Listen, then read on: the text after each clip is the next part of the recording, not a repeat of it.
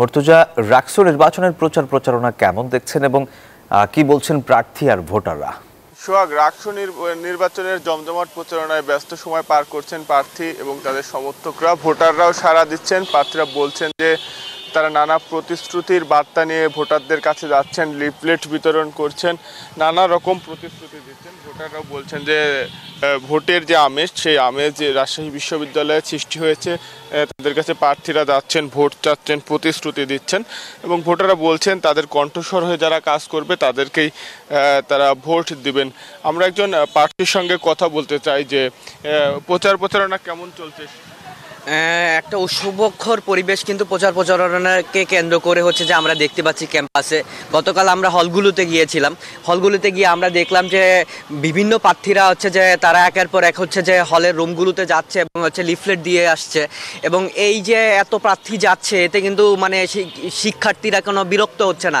আমরা জিজ্ঞেস করেছিলাম তাদেরকে যে আপনারা কি আসলে বিরক্ত বোধ করছেন কিনা। তারা বললো যে না, রাকসু একটা উৎসব, ফলে এইটা তো আমরা প্রত্যাশাই করি। এই যে শিক্ষার্থীরা এবং ছাত্র নেতারা আমাদের কাছে আসছে, এটা আমাদের কাছে খুবই আনন্দের। এইভাবে তারা তাদের মনোভাব প্রকাশ করেছে। সব মিলে প্রচারণাকে কেন্দ্র করে একটা উৎসবমুখর পরিবেশ, এটা যাতে 25 তারিখ পর্যন্ত থাকে আমরা সেই প্রত্যাশা করি। 25 তারিখের আগে যাতে কোনো হচ্ছে যে সন্ত্রাস বা কোনো হচ্ছে সংঘর্ষের ঘটনা না ঘটে, আমরা সেটা চাই। ধন্যবাদ আপনাকে। যেমনটি বলছিলেন একজন প্রার্থী যে তারা চান যে উৎসব মুখর পরিবেশ নির্বাচনের পুরো সময়টা থাকুক। আর এর পাশাপাশি নির্বাচন কমিশন বলছে যে কেউ যদি আচরণবিধি লঙ্ঘন করে তার বিরুদ্ধে কঠোর ব্যবস্থা নেওয়া হবে। এর পাশাপাশি রাকসু নির্বাচনের নিরাপত্তায় প্রায় 2000 আইন শৃঙ্খলা রক্ষাকারী বাহিনীর সদস্য মোতায়েন করা হবে। এর পাশাপাশি 3 স্তরের নিরাপত্তা ব্যবস্থা কিন্তু থাকবে রাজশাহী বিশ্ববিদ্যালয়ে। আমাদেরকে পুলিশ কমিশনার জানিয়েছেন যে পুলিশের পাশাপাশি র্যাব এবং বিজিবি সদস্যরাও কিন্তু মোতায়েন থাকবে। আর যারা প্রার্থী রয়েছেন তারা একের পর এক আচরণবিধি ভঙ্গের ও পাল্টাপাল্টি অভিযোগ করছেন।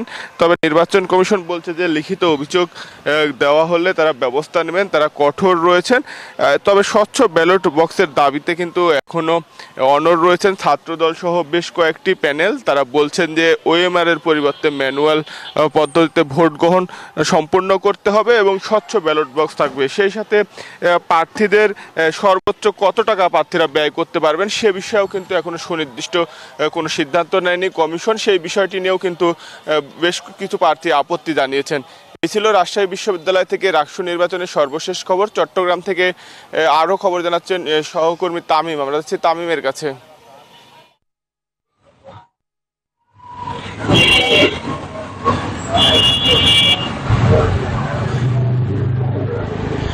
ধন্যবাদ মুর্তজা।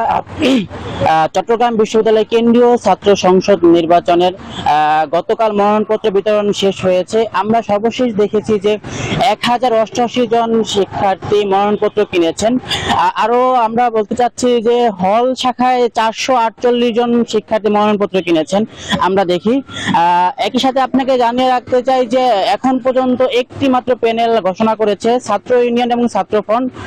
আজ আমরা যতটুকু জেনেছি যে আজ ছাত্র শিবির সহ ছাত্রদল সহ অন্যান্য সংগঠন প্যানেল ঘোষণা করবে বলে আমাদেরকে জানিয়েছেন। এমনটা আজ সকাল 9:30 থেকে বিকেল 4টা পর্যন্ত মনোনয়নপত্র যারা নিয়েছেন তারা জমা দিতে পারবেন চাকসু কার্যালয়ে এসে, এবং 21 তারিখে প্রাথমিক প্রার্থী তালিকা ঘোষণা করবে নির্বাচন কমিশন।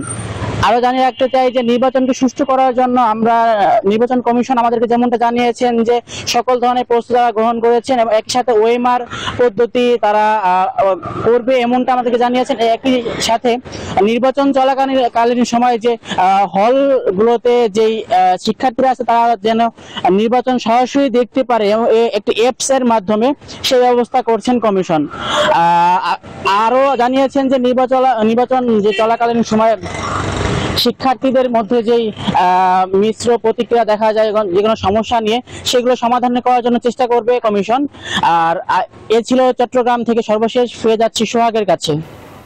বান্ডেল থাকলে প্রতি সেনমানিতে টাকা বাঁচবে। বিকাশ সেনমানি বান্ডেল কিনে জিতুন প্রতি লেনদেনে।